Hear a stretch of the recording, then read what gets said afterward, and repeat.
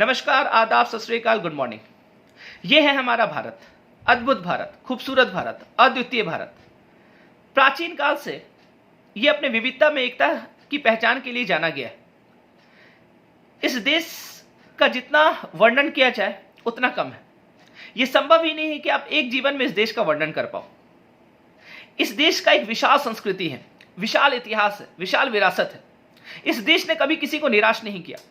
इस देश ने मौन रह करके निस्वार्थ भावना से ये बहुत कुछ दिया है हम लोगों को।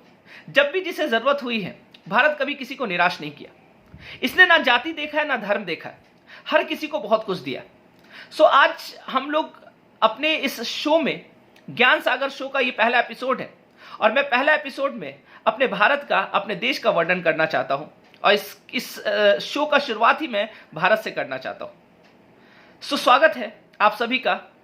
अभिनंदन करता हूं, आभार प्रकट करता हूं इस शो में ज्ञान सागर, जिसमें आज मैं भारत के बारे में प्राचीन काल से लेकर के आधुनिक काल तक एक सारांश में मैं इसका विरासत, एक इतिहास, एक संस्कृति समझाने का कोशिश करूंगा।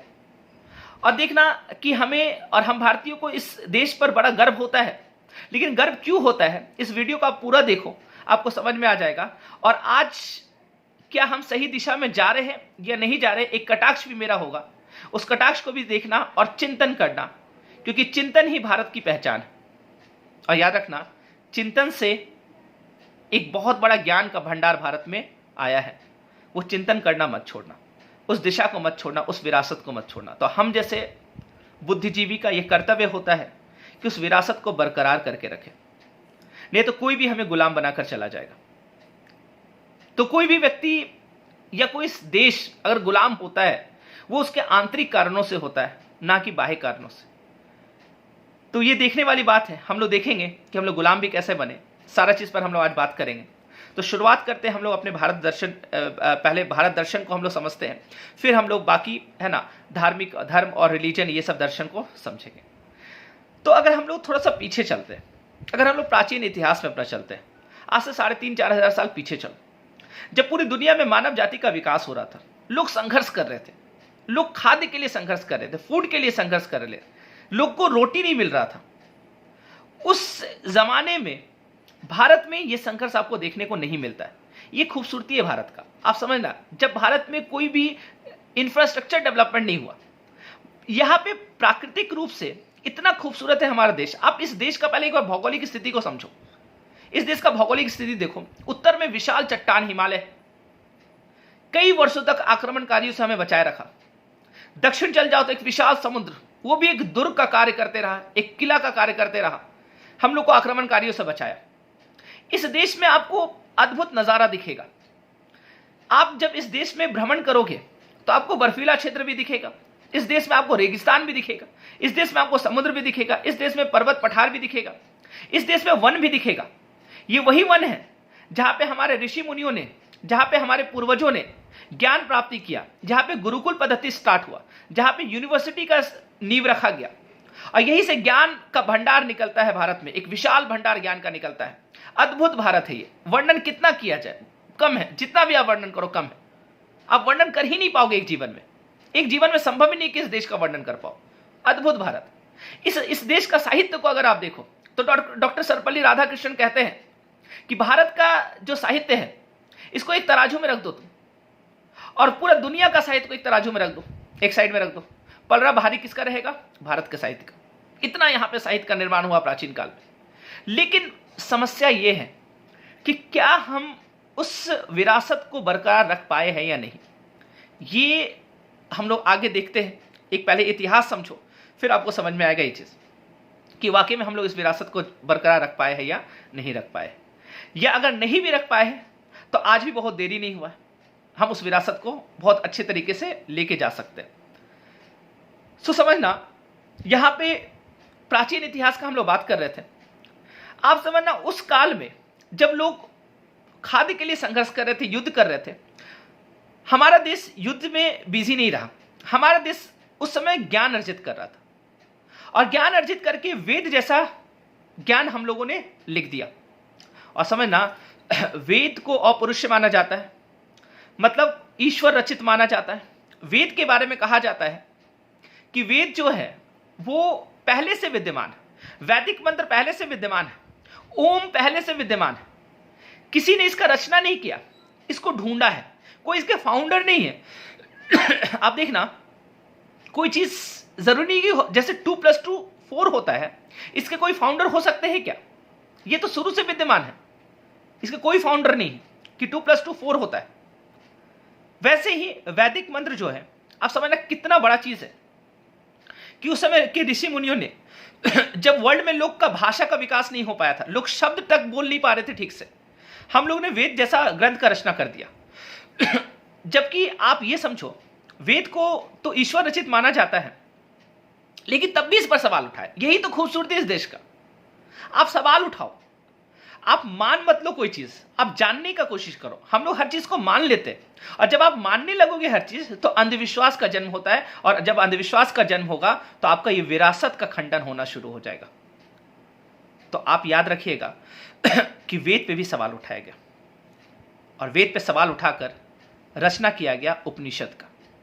उपनिषद जिसको हम वेद का अंतिम भाग मानते हैं, जिसको वेदांत कहा जाता है, उपनिषद पे सवाल उठा, उपनिषद में सवाल उठाया गया, वैदिक मंत्रों पर सवाल उठाया गया, बताया गया, पूछा गया, और फिर उसका जवाब ढूंढा गया, और फिर जवाब उसमें लिखा गया। चिंतन करना हम लोग शुरू किए, बहुत गहराई से चिंतन करना शुरू किए। मैं कौन हूं? मेरा इस धरती पर आने का उद्देश्य क्या है? यह आत्मा क्या होती है? यह परमात्मा क्या होती है? क्या मृत्यु के बाद भी जीवन है? आप समझना, एक ऐसा प्रश्न है जिसको वेदांत में रचना किया गया। आप समझ सकते हो उस काल में। आज अगर हम लोग ये सब सोच रहे तो चलो ठीक है, आज तो इतना डेवलपमेंट हो चुका है, मानव जाति काफी आगे बढ़ चुका है। लेकिन उस काल में ये सब चीज का चिंतन करना, ये अपने आप में अद्वितीय लगता है। इसलिए डॉक्टर सर्वपल्ली राधाकृष्णन ने कहा है कि वेदांत के बारे में कि last phase of human thought, Vedanta is last phase of human thought. मानव इससे ऊपर सोच ही नहीं सकता। समझ सकते हो कितना बड़ा ज्ञान है वेदांत। उस वेदांत के ज्ञान पर कितना फिलॉसफी लिखा गया। तो आप समझ सकते हो ये प्राचीन, ये मैं आज से लगभग 3000 साल पीछे का बात कर रहा हूं। उस टाइम में वेदांत हम लोग क्या लिखा गया। अच्छा, इस देश का खूबसूरती को समझो। इस देश ने कितना खूबसूरती इस देश में है, जिसको हम सनातन धर्म बोलते हैं। सनातन धर्म अपने आप में डाइवर्सिटी है, क्योंकि सनातन धर्म का विकास इसी जगह से हुआ है, और इस जगह पे जिस चीज का विकास हुआ उसमें बहुत सारा डाइवर्सिटी आपको दिखेगा। आप जब मैं सनातन धर्म का वीडियो लाऊंगा तो आपको दिखेगा कितना डाइवर्सिटी इसी धर्म में। एक धर्म में आपको बहुत डाइवर्सिटी दिखेगा, इतना विविधता। सो आप समझिएगा, जब वेद और वेदांत का रचना हो गया, जब इतना बड़ा ग्रंथ का रचना हो गया, उसके बाद भी सवाल उठा। उसके बाद भी होने ये लगा कि लोग वैदिक मंत्रों का गलत इंटरप्रिटेशन करके लोग अपना बिजनेस इसको बना लिए। और लोग जब इसको अपना बिजनेस बना लिए, तो अब देखना इस देश ने कितना सहा है। इस देश में ज्ञान शुरुआत हुआ, लेकिन फिर वही ज्ञान और विज्ञान अंधविश्वास की तरफ जाने लगा। और जब अंधविश्वास की तरफ जाने लगा, तो आप देखिएगा इसमें एक सामाजिक संकट उत्पन्न हो जाएगा, और हम लोग क्या करने लगे, हर चीज को मानने लगेंगे। क्योंकि हमारे यहाँ जो पढ़े लिखे वर्ग थे, क्योंकि हमारे यहाँ प्राचीन काल में वर्ण व्यवस्था था। वर्ण व्यवस्था का मतलब क्या होता है कि 4 वर्ण में विभाजित था। हमारे यहाँ जाति व्यवस्था कहीं नहीं, जाति तो कुछ होता ही नहीं है। हम लोग कास्ट करके रखे, जाति बना कर रखे। मानव एक जाति है, मानव का कैसे जाति हो सकता है? जाति का मतलब होता है, जाति का मतलब ही होता है कि एक प्रोसेस से जिसका जो जन्म होता है। अब मान लो कि बिल्ली है, उसका एक प्रोसेस से जन्म होता है तो बिल्ली का अलग जाति है। कोई पक्षी है, उसका एक प्रोसेस से जन्म होता है तो उस पक्षी का अलग जाति है। कोई पशु है, उसका एक अलग जाति है। उसी तरह मानव है, तो मानव एक प्रोसेस से सबका जन्म होता है तो मानव जाति है। मानव के अंदर कैसे जाति आ सकता है? हमारे यहाँ कहीं भी देखो, अंग्रेज जब आए और अंग्रेज क्या करने लगे, इसी चीज का सहारा लिए। हम लोग जब अंधविश्वास का शिकार बनते, अंधविश्वास हम लोग जब बहुत ज्यादा हावी हो जाता है देश में, तो कोई भी आपको गुलाम बनाकर चल जाएगा। और जब अंग्रेज आके यहाँ पे बोलते हैं कि western culture is superior culture, तो हम स्वीकार कर लेते हैं, हम मान लेते हैं उस चीज को, yes western culture is superior. याद रखना, हर कल्चर अपने आप में सुपीरियर होता है, लेकिन तुलना करना गलत होगा। अंग्रेज यहाँ पे आके क्या करने लगे, तुलना करने लगे कि वेस्टर्न कल्चर इज सुपीरियर। जब वो अपने आप को सुपीरियर बोल रहे तो हमारा कल्चर क्या हो जाता है, अपने आप समझ में आ रहा। तो आप, क्योंकि हमें अपना कल्चर खुद पता नहीं था, इसलिए अंग्रेज बोले हम मान लिए। क्यों नहीं पता था? क्योंकि आप अंधविश्वास की तरफ चले गए, इसलिए मैं बार बार बोलता हूं, मेरा इस चीज पे बड़ा जोर होता है कि अंधविश्वास को उखाड़ो। अगर अंधविश्वास पनपेगा, आप सही में ना ईश्वर तक पहुंच पाओगे, ना परमात्मा को जान पाओगे, ना ब्रह्म का ज्ञान आपको हो पाएगा। क्योंकि हम इतना अंधविश्वास में पड़ गए हैं। कोई बोला बिल्ली रास्ता काटा मत जाओ। अब बताओ, बिल्ली रास्ता काटा नहीं जाओ, इससे क्या लॉजिक है ना? ये हमारा देश नहीं है, ये तो विद्वानों का देश रहा है। हम बिल्ली रास्ता काटते, उस बिल्ली बेचारी को क्यों बदनाम हम लोग किए? आप इस मानव से ज्यादा, आप समझो, मानव से ज्यादा पापी जीव कोई हुआ है क्या? मानव जब बिल्ली का रास्ता काटता होगा, उस पे बेचारे पे क्या बीतता होगा? आपने कभी सोचा? बिल्ली का कभी आपने ध्यान नहीं दिया, आप अपना सिर्फ ध्यान दे रहे। तो बिल्ली के बारे में तो सोचो कि हम पापी, हम लोग बिल्ली का रास्ता काट देते हैं, उस बेचारी बिल्ली का दिन खराब चल जाता होगा। और हम लोग बिल्ली को बेजुबान जो म्याऊ म्याऊ करते रहती है, कुछ बोल नहीं पाती, उसको हम लोग बदनाम करके रखे। तो थोड़ा सा यहां पे आपको सोचने की जरूरत है, थोड़ा सा चिंतन करने की जरूरत है। ये किसी और देश में होता तो फिर भी मैं मान लेता, लेकिन ये उस देश में हो रहा जहां पे वेद और वेदांत जैसा ग्रंथ का रचना हुआ है, वो भी उस काल में 3500 साल पीछे, जब लोग भाषा का विकास नहीं कर पाए थे। उस देश में अगर ये देखने को मिला, तो अगर हमारे पूर्वज कहीं से देखते होंगे तो उनको तो बहुत घृणा होता होगा ये चीज देखकर कि इस देश के लिए हमने इतना चीज दिया है, इस देश को हमने इतना चीज सिखाया और ये सीख नहीं पाए, ये कुछ और ही सीख लिया। कुछ लोग क्या किए, बिजनेस बना लिए। कुछ लोग जो समाज में जिसका दबदबा रहा, वो लोग बिजनेस बना लिए। और धर्म जिस दिन बिजनेस बन जाएगा, धर्म जिस दिन राजनीति का हिस्सा बन जाएगा, उस दिन याद रखना पतन होना समाज का शुरू होगा। और आज का समाज आप देख रहे हो, कहीं ना कहीं धर्म क्या हो गया, राजनीति का हिस्सा बन गया। तो चलो हम लोग थोड़ा सा पीछे आते हैं कि जब जब अंधविश्वास आया है, हमारे युग पुरुष आए, जैसे प्राचीन काल में बुद्ध जैसे लॉजिकल व्यक्ति का यहां पे जन्म हुआ। महावीर स्वामी, पार्श्वनाथ, मक्खलीपुत्र गोस्वामी, यहां पे चारवाक को जगह मिला है। आप समझो कितना खूबसूरत देश है ये, जहां पे धर्म का बात कर रहे, जहां पे ईश्वर का बात कर रहे, वहां पे चारवाक सिद्धांत को जगह मिल गया इंडिया में।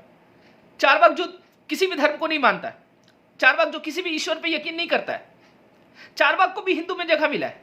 आप देखो कितना खूबसूरत है ये जगह। चारवाक जो कहता है कि बस भौतिकवादी जो दिख रहा है उस पर यकीन करो, कोई कर्म अच्छा बुरा नहीं होता है, कोई पाप या पुण्य नाम का कोई चीज नहीं होता है। तो चारवाक पे भी हम लोग कभी डिस्कशन करेंगे। आज तो बस मैं आपको एक सीक्वेंस में ले चल रहा हूं भारत में। तो मैं आपको ये बता रहा हूं कि जब जब अंधविश्वास आया है, तो हमारे यहाँ महापुरुष लोग आए। आगे चलकर बुद्धिज्म में भी बहुत सारा अंधविश्वास घुस गया। आगे चलकर फिर शंकराचार्य जैसे लोग आए। फिर आगे चलकर आप देखिएगा, आप कबीर को पढ़िएगा, आप नानक को पढ़िएगा। मध्यकाल में नानक ने, कबीर ने अंधविश्वास पर जोरदार प्रहार किया। तो इस देश का खूबसूरती ही वही है कि जब जब अंधविश्वास आया, प्रहार करने वाले लोग भी आए। आप नानक को देखना, उन्होंने जबरदस्त बहुत सारा चीज पे उन्होंने प्रहार किया। वो कहते हैं, अब जैसे एक बार कहानी ये है कि हम लोग, पंडित जी बोलते हैं कि तर्पण करो। पंडित जी बोलते हैं कि तुम अपने जो पितरी है तुम्हारे, वो लोग भूखे प्यासे हैं, उनको पानी पिलाओ, जल दो।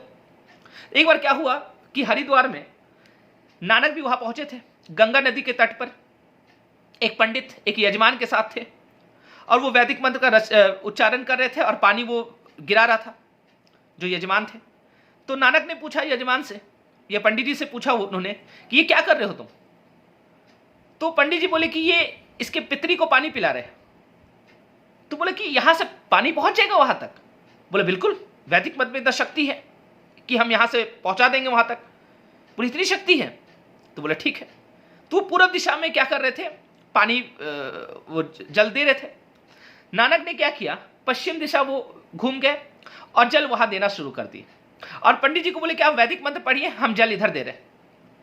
तो पंडित जी बोले अरे इधर नहीं घूमना, पश्चिम नहीं पूरब घूमो। बोले नहीं नहीं, आप समझे नहीं, मेरा घर यहां से 200-250 किलोमीटर है, गुरदासपुर पंजाब। मैं वहां से आया हूं और मैंने आते वक्त मुझे ध्यान नहीं रहा, मैं अपने खेत में पानी नहीं डाला।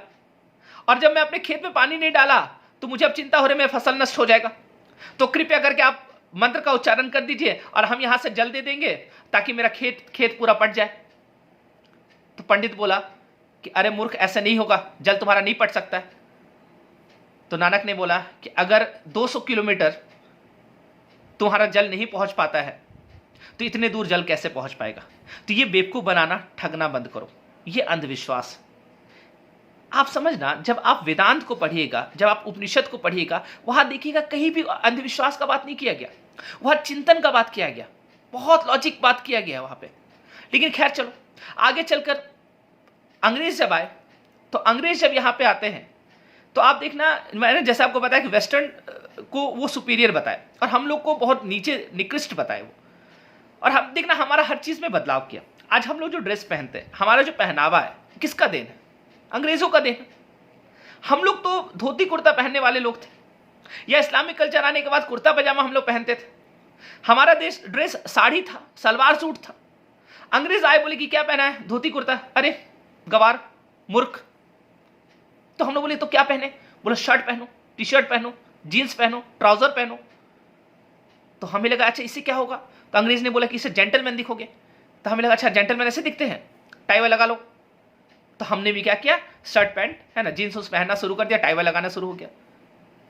हम लोग पहले गमछा रखते थे कंधा पे, जब धोती कुर्ता पहनते थे गमछा रखते थे। अंग्रेज बोले क्या रखा है गमछा, हटाओ इसको। तो हम लोग बोले क्या रखे? बोले हैंकी, रुमाल, छोटा सा रुमाल रखो। तो हमने हटा दिया उसको। अंग्रेज ने, हम लोग पहले पगड़ी बांधते थे, अंग्रेज बोले क्या बांधा हुआ है सर पे, इसके अच्छा मॉडर्न है ना, हैट पहनो, कैप पहनो। तो हमने हैट कैप पहनना शुरू कर दिया। हम पहले खड़ाव पहनते थे, चप्पल लकड़ी वाला, आप लोग देखे होंगे। अंग्रेज बोले क्या पहना? शूज पहनो, स्पोर्ट्स शूज पहनो, लेदर का शूज पहनो। हम बोले इससे क्या होगा? बोले इससे कूल दिखोगे। हमें लगा अच्छा कूल ऐसे दिखते हैं, तो हम उसको पहन लिए। तो आप देखना, एक हमारा संस्कृति पे प्रहार किया गया अंग्रेजों के द्वारा, हमारा ढांचा को चेंज किया गया, हमारा पहनावा को चेंज किया गया, क्योंकि संस्कृति में ही पहनावा आता है। याद रखना, मॉडर्न होने का मतलब, आधुनिक होने का मतलब ड्रेस नहीं होता है। आधुनिक होने का मतलब खान पीन नहीं होता है। आधुनिक सोच से होता है, मॉडर्न आप सोच से होते हैं। जितना आपका वैज्ञानिक सोच रहेगा, जितना आपका वैज्ञानिक दृष्टिकोण रहेगा, उससे आप मॉडर्न होंगे, तब आप आधुनिक कहलाओगे। पहनावा से कोई मॉडर्न नहीं होता। जैसे मान लो कोई हिप हॉप वाला ड्रेस पहना है, यो हनी सिंह, और कान में हेडफोन लगा के और झूमते झूमते जा रहा है। अब हम लोग देख रहे हैं, हम लोग बोले देखो ये मॉडर्न है, मॉडर्न है। और वो जाते जाते जा ही रहा था, तब तक बिल्ली रास्ता काट दिया और रुक गया। तो आप बताओ, क्या उसको हम मॉडर्न कहेंगे? नहीं, उसको हम मॉडर्न नहीं कहेंगे, क्योंकि उसका सोच वैज्ञानिक नहीं है। तो आप समझ, ये देश ने प्राचीन काल में वैज्ञानिक दृष्टिकोण अपनाया। प्राचीन काल में विज्ञान का वेस्ट में तो बहुत बाद में विकास हुआ। अंग्रेज आके कितना भी डंका बजा दे, आप देखना, अंग्रेज बोले कह रहे ये लोग का धर्म तो बेकार रहा है, ये लोग तो कुत्ता बिल्ली का है ना पूजा करता है, ये लोग तो जानवरों को पूजा करता है, हाथी का पूजा करता है, ये लोग बंदर का पूजा करता है। ऐसा कटाक्ष हमारे ऊपर किया गया। क्यों किया गया? तो आप समझना, क्योंकि हम लोग को अपना जो संस्कृति है, हम लोग को पता ही नहीं था। अगर हम लोग कुत्ता बिल्ली या किसी चीज का पूजा करो, उसके पीछे का रहस्य क्या था आप समझना। जैसे वेदांत का जब रचना हुआ, आपको मैं थोड़ा सा पीछे और ले चलता हूं। जब वेदांत का रचना हुआ, तो वेदांत बहुत ज्ञानी व्यक्ति समझ पाएंगे। आपको लिए उस लेवल पर जाना पड़ेगा, तब आप वेदांत को समझ पाइएगा। तो लोगों ने डिसाइड किया कि आम लोगों को कैसे समझाया जाए, जिसका बुद्धि विवेक बहुत छोटा है, जो उतना नहीं समझ पा रहा, उसको कैसे समझाया जाए। तो पुराण का हमारे यहां रचना हुआ। पुराण, आपने मुख्य 18 पुराण का नाम सुना होगा। 18 पुराण का रचना हुआ। और समझना, पुराण में लगभग 5 लाख श्लोक हैं। दुनिया में कोई भी ऐसा ग्रंथ नहीं है जिसमें 5 लाख श्लोक हैं। और पुराण आम लोगों के लिए बना, ये खास लोगों के लिए नहीं बना। याद रखना, खास लोग पुराण नहीं पढ़ते। ये बेसिक बुक है। जैसे आप कोई चीज का तैयारी करने जाओ, यूपीएससी की तैयारी करने जाओ, तो आप बोले जाते हैं कि एनसीईआरटी पढ़ो। तो एनसीईआरटी पढ़ो, उसके बाद एडवांस बुक पढ़ना, वही एनसीईआरटी है। तो पुराण आम लोगों के लिए, आम कथा को, कल्पना को वहां पे बढ़ा चढ़ाकर पेश किया गया। और कथा के माध्यम से, क्योंकि कथा सुनेंगे तो लोगों को इंटरेस्ट बढ़ेगा, और जब इंटरेस्ट बढ़ेगा तो वो सुन पाएंगे, समझ पाएंगे। तो पुराण का रचना करने के पीछे का ये उद्देश्य नहीं था कि पुराण का रचना करके आप उपनिषद को ना पढ़ो, पुराण को पढ़ो, उसके बाद उपनिषद में आओ, तब आपको उपनिषद समझ में आएगा। तो हम लोगों ने क्या किया, पुराण का कुछ कथा सुन लिए और उस पे इतना रिजिड हो गए, इतना ज्यादा रूढ़िवाद हम लोग अपना लिए। जबकि याद रखना, भारत के मूल सिद्धांत में कहीं भी रूढ़िवाद नहीं है। हमारे बहुत सारे वेस्ट थिंकर ने ये बात कहा है कि आपको वेस्ट में बहुत जगह पे रूढ़िवादिता दिखेगा, लेकिन इंडिया में रूढ़िवादिता नहीं दिखेगा। ऑर्थोडॉक्स हम लोग नहीं है, हम लोग तो लिबरल हैं, हम लोग हर चीज को स्वीकार करने वाले लोग हैं। तो हमारे में रूढ़िवादिता सूट बिल्कुल नहीं करता है, हमारे ये सब चीज सूट नहीं करता है कि हम बहुत रूढ़िवाद हो जाए। तो आप इस चीज को समझना कि पुराण का रचना इसलिए किया गया तो कि पुराण को आप समझो इजी लैंग्वेज में, फिर और कोशिश करना कि अपना बौद्धिक विकास करें, अपना बुद्धि का और विकास करें, ताकि आप और भी चीजों को अच्छे से समझ पाओ। इसलिए पुराण का रचना किया गया। लेकिन हम लोगों ने क्या किया, पुराण का जो कहानी सुना, अब उस कहानी को इतना सत्यता से हम लोग यकीन कर लिए, उस कहानी, उस प्रतीक का मीनिंग आप नहीं समझ पाए। और मैं कोशिश करूंगा इसी चैनल पर कि पुराण का एक एक प्रतीक का मीनिंग आपको बताओ। उसका कुछ मीनिंग है। हम लोग क्या किए, सिंबल को पकड़ लिए, उसका मीनिंग ना जान पाए। हमको लगा कि यही ईश्वर है, इसी का पूजा करेंगे तो ईश्वर हमको मिल जाएगा, यही कथा सुनेंगे तो हमको ईश्वर की प्राप्ति हो जाएगी, हमको स्वर्ग लोग मिल जाएगा। तो ऐसा नहीं होता है ना, आपको समझना पड़ेगा उस चीज को, है ना।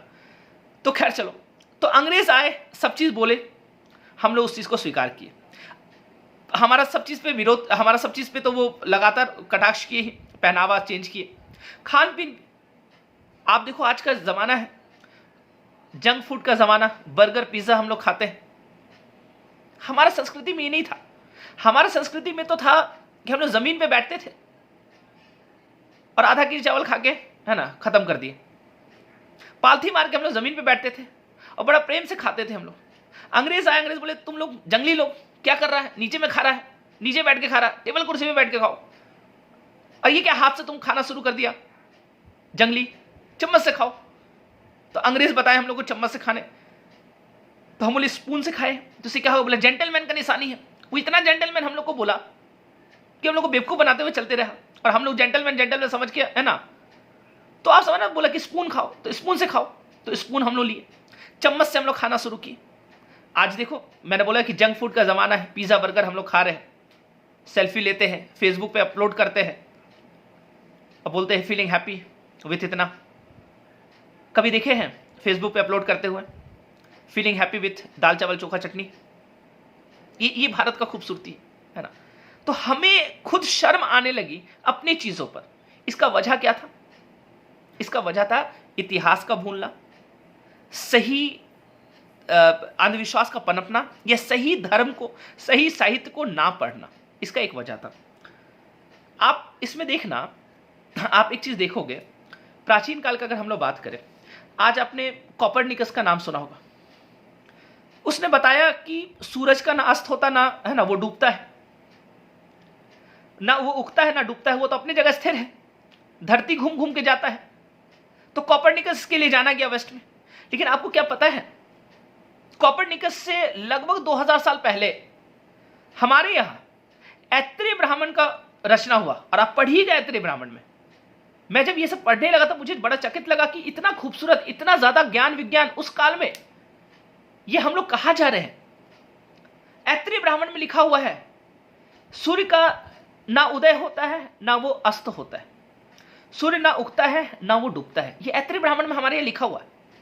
और ये थ्योरी वेस्ट में 2000 साल बाद आया और उसी को हम सही मान लिया। हम लोग को लगा देखो वेस्ट कितने, वहां पे कितने अच्छे अच्छे थिंकर्स आए, इस चीज का पता लगा है कि सूर्य का उदय नहीं होता है, हम लोग धरती घूमता है, हम लोग को लगता था सूर्य का उदय हो रहा है। अरे अगर आप इस चीज को पढ़े रहते पहले से तो आप अंग्रेज को बता सकते थे ये बात। ये तो हम लोग का देन है। आज जो इतना बिजनेस चल रहा है वेस्ट में, मैथमेटिक्स, है ना, गणितज्ञ एक से एक लोग आए हैं। अगर शून्य का आविष्कार हमारे यहां नहीं करते आर्यभट्ट तो कितना कठिन होता। पहले देखो रोमन में कितना कठिन होता था, शून्य कहा था। तो आप समझना, इस देश ने कितना कुछ दिया है, आप इमेजिन नहीं कर पाओगे। मतलब इमेजिन से बाहर इतना कुछ दिया है यहां पे। वो देश के हम लोग निवासी हैं। और उस देश को जब गुलाम बना लिया जाता है, बड़ा विचित्र लगता है कि हमारे यहाँ देखो कितना। इसका वजह क्या है? आंतरिक। मैंने आपको बताया आंतरिक वजह, आंतरिक में अभी वजह भी बताऊंगा आपको। तो खैर चलो, तो अंग्रेज आए यहाँ पे, फिर आगे चलकर हम लोग को चाय पिलाना शुरू किए। चाय हम लोग 1600 ईस्वी से पहले चाय का नाम भी नहीं सुने थे। अंग्रेज बोले कि नहीं चाय पियो, चाय जेंटलमैन लोग पीते हैं, हम लोग अच्छा चाय पीना। चाय का भी स्टाइल बताए कि कुर्सी पे बैठ जाना, पैर के ऊपर पैर रख लेना, उसके बाद चाय पीना, फिर चाय का मजा देखो। हम लोग तो लस्सी पीने वाले लोग थे, हम लोग मट्ठा पीने वाले लोग थे, हम लोग छाछ पीने वाले लोग थे, दूध पीने वाले लोग थे, हम लोग ताकत वाला चीज पीने वाले लोग थे। ये आदत डलाया हर चीज का। वो अपना बिजनेस करना चाहता था, वो लोगों में परिवर्तन चाहता था, इसलिए संस्कृति पे प्रहार किया, बहुत जोरदार प्रहार किया। हम उस प्रहार से उबर नहीं पाए और हम उस प्रहार को स्वीकार करते गए। वही आदत आज तक हमारी बनी हुई है, हर चीज को मान लेना। कोई आपको ठग रहा है, कोई पंडित जी ठग रहा है, कोई मौलाना साहब ठग रहे, कोई चर्च का कोई फादर है वो ठग रहा है, कोई पादरी ठग रहा है, आप ठगा रहे हैं, आप मान ले रहे हैं हर चीज को। आपको मानना नहीं है, जानना है। जानने का कोशिश तो करो एक बार। आप मानते जा रहे हैं, मानते जा रहे हैं। आज देखो इतने सारे बाबा आ गए इंडिया में, है ना। कोई बताते हैं कि कोई समस्या लेकर आया बाबा के पास कि बाबा जी मेरा ये समस्या है, तो बाबा बोले कि अच्छा समोसा तुम लगता है हरा चटनी के साथ नहीं खाया है। बोला हाँ बाबा लाल चटनी के साथ खाते हैं। बोला हरा चटनी के साथ खाओ, तुम्हारा समस्या का समाधान हो जाएगा। एक कोई बाबा आए, वो पर्ची लिखते हैं, वो आते पर्ची लिख देते, तुम्हारा है ना बाप का नाम ये है, तुम्हारा माँ का नाम ये है, तुम्हारा ये क्या है तुम्हें। अब पता ये दिन देखने का रह गया इस देश के लिए। इस यही दिन देखने के लिए हमारे पूर्वजों ने इतना बड़ा बड़ा ग्रंथ का रचना किया। जो मूर्ख है, जिनको कुछ नहीं आ रहा है, जिसने हमारे ग्रंथ का कुछ भी नहीं पढ़ा है, जिसको कोई भी सनातन धर्म से या किसी भी रिलीजन से कोई लेना देना नहीं है, सही मायने में अगर देखा जाए तो कुछ भी नहीं। ये ठगना, ये अंधविश्वास तो भारत में है ही नहीं कहीं। आपने कहा चमत्कार देखा? आपने रामायण पढ़ा, आपने रामचरितमानस पढ़ा है, कहा आपने राम जी में चमत्कार देखा? आजकल के जो बाबा लोग चमत्कार दिखाते रहते हैं, चमत्कार तो जादूगर दिखाते थे। जो शो हम लोग टिकट कटा के देखने जाते थे वो चमत्कार दिखाते थे, इल्यूजन था, आंख का धोखा था, हाथ का सफाई था। दयानंद सरस्वती जैसे लोग आए, उन्होंने कहा मदारी है ये लोग। मदारी उन्होंने किसे कहा? मदारी उन्होंने कहा जो भगवा वस्त्र पहन करके और लोगों को ठगने का कोशिश कर रहे, वो वही जादू दिखा रहे जो स्टेज शो में दिखाया जाता है। स्टेज शो में जबकि उससे अच्छा जादू दिखाया जाता है, लेकिन हमको पता रहता है कि वो कला है, वो एक कला। लेकिन आज जो चमत्कार दिखा रहा हम उस चमत्कार में, याद रखना आपने राम के जीवन में चमत्कार नहीं देखा होगा। आपने राम के जीवन में कहा चमत्कार देखा? जब उनकी वाइफ को, जब सीता माता को रावण उठा के ले गया, वो तो बैठे बैठे वहीं से एक चमत्कार ऐसा करते, एक ऐसा तीर निकलता, रावण ध्वस्त हो जाता, सीता माता आ जाती। कहा उन्होंने चमत्कार किया? आपने बुद्ध के जीवन में चमत्कार नहीं दिखेगा, आपको बुद्ध के जीवन में कोई चमत्कार नहीं दिखेगा, आपको महावीर के जीवन में कोई चमत्कार नहीं दिखेगा। ये लोग ज्ञानी पुरुष हुए हैं, ये चमत्कार नहीं करते। जहां पे ज्ञान होता वहां चमत्कार की आवश्यकता नहीं है। चमत्कार तो बेवकूफ लोग करते, छोटे छोटे लोग करते। वो छोटे छोटे लोग क्या करते? चमत्कार दिखाते रहते हैं और चमत्कार दिखा के लोगों को ठगते रहते हैं, बेवकूफ बनाते हैं। और हम लोग को लगता है अरे यही धर्म है, यही धर्म है, यही से ईश्वर की प्राप्ति होगी। बिल्कुल नहीं, ये तो ठगना है। और हम उस कर्म कांड पर बहुत ज्यादा बिलीव करने लगते हैं। याद रखना आपको, इसलिए मेरा इस चैनल का उद्देश्य था कि मैं इसमें एक ऐसा समाज डेवलप करूं। इस चैनल के साथ आप जुड़ो और एक एक चीज का हम लोग ज्ञान और विज्ञान पर चर्चा करेंगे, ताकि लोग समझ पाए कि वाकई में सही क्या है। अंधविश्वास और विश्वास में देखना कि एक पतला सा लकीर होता है, और कब हम विश्वास से अंधविश्वास की तरफ चल जाते हैं हमें पता भी नहीं चलता। और आपको और सही मायने में देखा जाए कि जब धरती पे हम लोग आते हैं और धरती पे आके फिर हमारी मृत्यु भी हो जाती है, लेकिन हम लोग सही में ईश्वर कौन है, परमात्मा क्या है, ब्रह्म क्या है, वो हम लोग नहीं समझ पाते। जो हमारे पूर्वजों ने दिया है, आप उस ग्रंथ को तो पढ़ो, आपको सब चीज समझ में आ जाएगा। तब आपको पता चलेगा ये सब तो ठगने का चीज है। हमारे सो कॉल्ड कथावाचक जो है वो कथा करते रहते हैं। आपने कभी देखा है कि वो उपनिषद का कथा कर रहे हैं? उनको खुद नहीं पता है कि वो क्या करेंगे कथा, उनको ठगना है। एक एक शो का वो 10-10 लाख रुपया लेते हैं। धर्म में कहीं पैसा आना चाहिए? बिल्कुल नहीं आना चाहिए। तो ये डिक्लाइन है समाज का, ये समाज का पतन है। तो इस चीज को हम लोग को समझना पड़ेगा। तो एक विशाल विरासत जो भारत का दिया हुआ है, ये चिंतन कीजिए कि हम उस विरासत पे जा पा रहे हैं या नहीं जा पा रहे। तो एक एक करके हम लोग इस पे बहुत सारा चीज लाएंगे। तो इस खूबसूरत भारत को जो हमारे पूर्वजों ने नींव रखा है, हम जैसे लोगों का कर्तव्य बनता है कि उसको बरकरार रखें और अंधविश्वास को जड़ से मिटाएं। क्योंकि जब तक वैज्ञानिक दृष्टिकोण डेवलप नहीं होगा, सोच डेवलप नहीं होगा, तब तक ये देश है ना, इस देश का एक तरह से बौद्धिक विकास नहीं हो पाएगा। टेक्नोलॉजी विकास हो जाएगा लेकिन बौद्धिक विकास नहीं हो पाएगा। और कहीं ना कहीं आज के जनरेशन में मैं देख रहा हूँ बौद्धिक विकास नहीं, कट्टरता बहुत ज़्यादा आ गया। आप जब जय श्री राम का नारा लगाते हैं, आपको राम के बारे में रा भी नहीं पता है।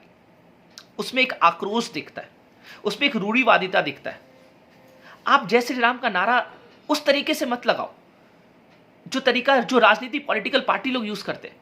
पॉलिटिक्स को अलग रखो, इसको अलग रखो। कुछ लोग कहते हैं कि हिंदू राष्ट्र बनाना है, उसको हिंदू के बारे में कुछ पता नहीं है, उससे पूछो कि कौन सा हिंदू राष्ट्र बनाना चाहते हो, द्वैतवाद वाला या अद्वैत वाला या चारवाक वाला या न्याय वाला या दर्शन वाला या सांख्य वाला, तुम कौन सा हिंदू राष्ट्र बनाना चाहते हो? तुम निर्गुण हिंदू राष्ट्र बनाना चाहते हो या सगुण हिंदू राष्ट्र बनाना चाहते हो? तुमको इसी हिंदू धर्म में इतना डाइवर्सिटी दिखेगा। आपको पता कहाँ है कि हिंदू धर्म क्या है? अरे हिंदू धर्म शासन व्यवस्था का चीज थोड़ी है। शासन तो हमारा संविधान से चलना चाहिए। ये संविधान, ये देश का, सरकार का कोई धर्म रिलीजन नहीं होता है। इस सरकार का कोई रिलीजन नहीं है, कोई मजहब नहीं है इस सरकार का, लेकिन इस हर मजहब के मानने वाले लोगों को ये करता है, सम्मान देता है। ये संविधान आपको हर चीज मानने के लिए आपको, है ना, आपको अधिकार देता है। आपका फंडामेंटल राइट है। आर्टिकल 25 पढ़िए आप कॉन्स्टिट्यूशन में, उसमें लिखा है right to freedom of conscience. Conscience मतलब अंतःकरण, अंतःकरण की स्वतंत्रता दी गई है। आप हर चीज संविधान से देश चलाओ। कितना खूबसूरत। आप जो सोच रहे हो कि हम किसी इसको हिंदू राष्ट्र बना देंगे, कोई मुस्लिम राष्ट्र बना देंगे, कुछ नहीं होगा ये सबसे, है ना। हिंदू मुस्लिम ये सब कुछ नहीं, राष्ट्र का चीज नहीं है, ये आत्मबोध का चीज है। आप अपने जीवन में, हिंदू क्या है? एक जीवन जीने का एक शैली है। अरे इस खूबसूरत धर्म को तो पहचानो आप, और इस जीवन जीने का शैली को तो अपने जीवन में आप एंट्री कराओ ना। आप राजनीति में कहाँ एंट्री करवा रहे हो? तो ये मूर्खता का पहचान हम लोग दे रहे हैं। तो इस चीज को समझने का कोशिश कीजिए आप लोग, है ना। इस चीज को समझिए कि हम लोग को रूढ़िवादिता नहीं लाना है, हम लोग को कट्टरपंथी, हमारे मूल भावना में, हमारे पूर्वजों में रूढ़िवादिता नहीं रहा। हर चीज को स्वीकार। आप देखो यहाँ पे बुद्ध चले जो कि वेद का विरोध किए, इतना बहुत जोरदार चले। महावीर हमारे यहाँ है। जब चारवाक को जगह मिल गया तो अब आप क्या बात करोगे? तो वो देश से हम लोग मैंने आपको वेद पे सवाल उठाया, वेदांत का रचना किया, वेद पे क्वेश्चन उठा के वेदांत का पूछा गया, नहीं ये तो क्यों, हम लोग मान नहीं लिए। जब वैदिक मंत्र का लिखा गया, वहां पे बताया गया कि ये वैदिक मंत्र है, बोले कि अच्छा ये है, ऐसा क्यों होता है, ऐसा ये करने से क्या होगा, ये करने से क्यों होगा। हम लोग तो क्वेश्चन करने वाले लोग हैं।